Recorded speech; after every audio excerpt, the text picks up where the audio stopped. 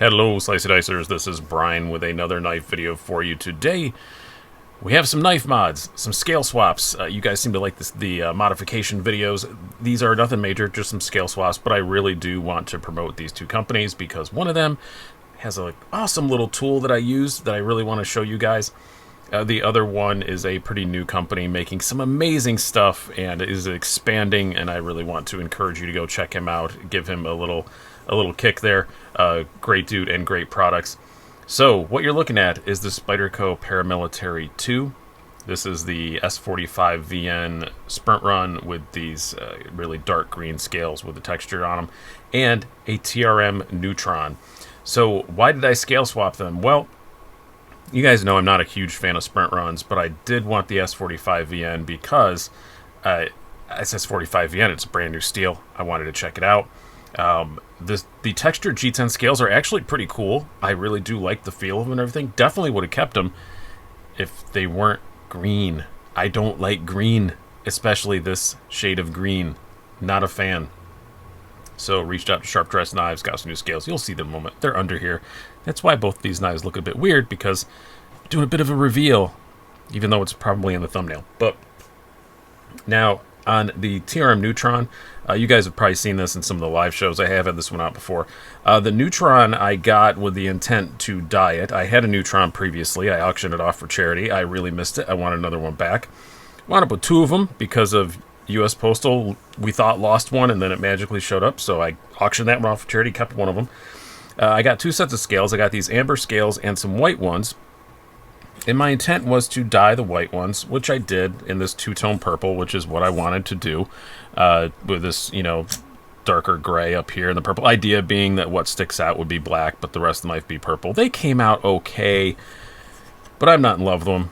Honestly, when I get more dye in, I'm probably going to just dye them all black, because this is the first time I tried to do that fade, and it came out all right, but you can see like the purple doesn't match on one, so I'm probably just going to dye them black so that they're still, like, usable and all that. The amber ones I do kind of like. I think they look pretty cool. As you can see, they're semi-translucent. You can kind of see what's down below. But let's reveal them both, and then I will talk about them more individually. So this is what they look like now. Quite pretty, both of them. We will put the PM2 aside for a moment and talk first about the Neutron. Since TRM makes their own scales in so many different versions, not much aftermarket scale options for the Neutron or Atom or any of that stuff, but there is one now. These are made by Match Anderson. There will be a link down below. Not only a very nice guy, has a name that sounds like, somebody from like a spy show, Match Anderson. But a really nice guy, does amazing work. All in wood right now, but he is working on some other stuff. These are Bacote wood, I do believe is what they were, but I had lots of different options. He emailed me and Facebooked me, because he's only on Facebook right now. He doesn't have a site up yet, but he will soon. He's working on that. But got lots of different options. I could choose the grain to go vertically or horizontally or diagonally like this. I like the diagonal. I think it looks great. They are super smooth, absolutely completely flawless. I kind of have a bit of a penchant for old furniture. I've inherited a lot of it, a lot of really good quality old furniture, and none of it I have is as nicely finished as this. That's the biggest compliment I can give. These things are amazing. Not horribly priced. It was 80 bucks. Show the knife open, and I just think they look classy as all hell. I just really, really, really like them. Just beautiful, beautiful work. He is moving into more G10 and carbon fiber. Initially, right now, he's mostly just doing TRM stuff, but he has a new machine that's going to make it a lot easier for him to do others and work in other materials. So I'm really super excited to see what this guy's going to come out with. And again, 80 bucks, it would not bad at all for the quality that they are. They are just beautiful.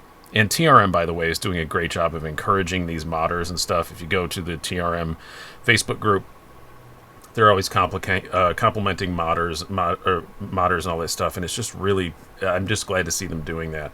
I was going to also do a pocket clip swap on this. It's always been a thing with the Neutrons. I do really like deep carry clips, but this carries deep enough that if you put a aftermarket clip on it, here's the one that I was, not exactly aftermarket, it's Benchmade, but I put a Benchmade bug out clip on my Neutron previously, and but the problem is it's almost too deep carry. You can see it kind of almost even sticks up above. If you want to do that, it's fine. It doesn't screw up the ergos too much, but you can definitely still feel it up there. But in the end, I always just wind up going back to the regular old clip because it's a really good quality clip. But again, any Benchmade aftermarket clip does fit them, but I've just never wound up doing it. I always wind up putting something on and then going back to the standard one. It's just the right length for this weight of knife. It's super, super lightweight and all that stuff. And yeah, I just always wind up going back to the regular. So I kind of would like to mod it more. I would like to put a different clip on it, but I haven't found one I like better than the standard one. So if I did it, it would just be to be doing it. And yeah, the ergos are still really good with this. You can definitely feel like, see where your palm of your hand lands. We have the Benchmade one on there. It sticks up a little bit, so you kind of do feel that a little bit. So that's why it still has the standard clip on it. Now we will bring out the PM2. This one I'm going to talk about a little bit longer because it's not just about the scales, also the tool that I use to install them.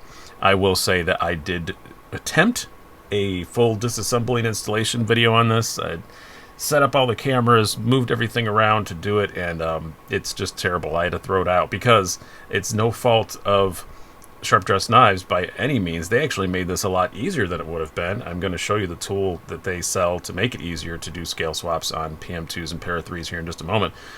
But every single screw on this thing was Loctited to hell and back, and it was very sweary.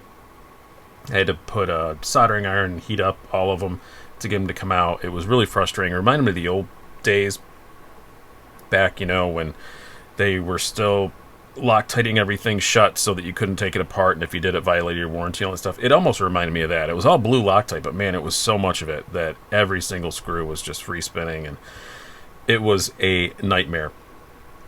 But I did finally get it apart and get it done, and these are the scales that I chose. Again, Sharp Dressed Knives gave me a lot of options. This is the one I chose. They call this the White Storm Carbon. I think it is gorgeous. Definitely not Brian spec. Definitely not in my usual wheelhouse. But the results are pretty undeniable. I always say this a lot, but the camera doesn't really do these justice, especially if you're in sunlight. There's a whole lot of blue and stuff in there, as well as the white and black that you can easily see. And they are just gorgeous. And yes, I did put a Casey Lynch deep carry clip on this. Took a hot minute to get this. Took like a couple weeks. Usually I have Casey Lynch stuff in a couple of days when it's in stock, but you know, due to COVID and all that stuff, it did take a little while to get it, but well worth it. I do like that he provides with his clips a nice little tool, so it makes it a lot easier to get in there and swap it out. This is the standard clip if you want to know what that looks like. I don't have, it's only for right hand tip up on these scales, but you know, it would go, you know, roughly like right there. So yeah, that's what it would have looked like, which is fine. Looks good, but looks even better with that. Carries a little bit better with that. And I do intend to carry this. It's part of the reason why I got it. I'm not, like I said, not usually a sprint run guy, but I wanted the S45VN, so this is one I do intend to use to get more of a feel for S45VN and how it performs for me. But what made this a lot easier, and even though the video is so sweary I couldn't use it, what made it infinitely less sweary, and what made it the easiest part of this whole scale swap, and is usually the most difficult part of a scale swap on a PM2 or a Para 3, is this lanyard cube that Sharp Dressed Knives sells. They're 25 bucks. If you plan on doing a scale swap on a PM2 or a Para 3, even if you never think you're going to do it again, I would suggest getting one of these. It makes everything so much easier. It's just ridiculous. There's a little video they have on the site explaining how to use it. But basically, take all these screws out, which on this one was a huge pain. Usually isn't on Spydercos. I thought those days were gone, but this one was a nightmare. Take the blade out, and then so you have safety first and all that stuff, and then you just slide this little vise kind of thing on here, line it up, and you just go pop on one side, pops the lanyard tube out, pop on the other side. They're flared, so they're off. They're really, really, really difficult if you don't have something like this. Multiple PM2s I've done scale swaps on, I've had to just give up and grab that lanyard tube with a pair of vice grips or something. And even if you try and wrap it up and protect it, you wind up scratching it. It's a huge, huge pain. Definitely worth the 25 bucks, just in the amount of money you'd have to put in the swear jar alone, getting one of those out, you pay for it. I highly recommend, if you are a Spyderco enthusiast, to go grab one of these. But I think the final results are pretty amazing. Really do like it. This is polished titanium, so it's not exactly the same color as the screws and stuff like the pocket clip is, but it's, or like the stock pocket clip is, but I really love it. And just try and get this again in the right light. They are just crazy good looking. Beautiful stuff. I think he gets the material from fat carbon, but man, these are just beautiful. And as always with Sharp Dress Knives, great work. You guys know I'm a big fan of his. I've had a lot of his stuff on here. Not the only company I'm a big fan of making scales, but very good. And Matt Anderson, go check him out. Even if you don't have a TRM right now, keep an eye on him. There's a link to his Facebook page, like I said, down below, and he'll have his website up soon. If he lets me know that it's up, I will update that with that link down below. But beautiful work by both these guys. Both came out beautiful knives. Both are definitely going to be users. Really like both of them. I think they came out great. Let me know in the comments if you think they look cool, or if you think this is a bit ostentatious. I think some people are going to think this is a bit crazy, but I kind of dig it. Crazy pattern, but not crazy colors. So, and yeah, and this storm pattern comes in a blue and a red of some kind too, I do believe. So, hope you guys have enjoyed this. I've been Brian. Have a good one.